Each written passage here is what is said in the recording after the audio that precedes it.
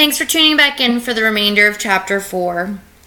What high sugar intake does increase risk for includes dental cavities from sugary gum and candy, childhood obesity, and the same risks for diabetes and high blood pressure associated with obesity. We have mentioned diabetes several times in our discussion of carbs. You should know a few facts about diabetes. One fact is that there are two types. In type 1 diabetes, the body doesn't produce enough insulin to manage blood glucose levels.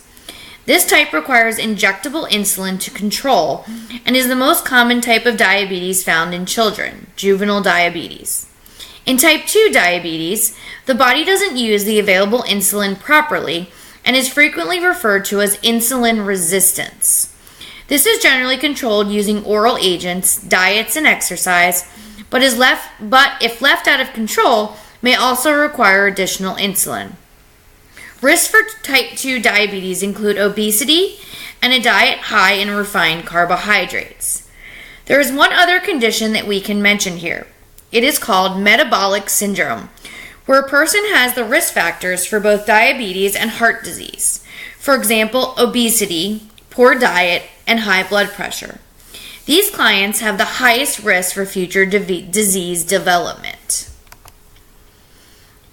Take a look at our image of the day.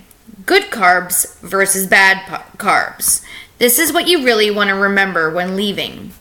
Good carbs help you feel fuller for longer. Bad carbs make you crave more bad carbs. You eat some chips, you crave more chips. Thanks, guys, and I'll be back talking to you next week. Have a great week.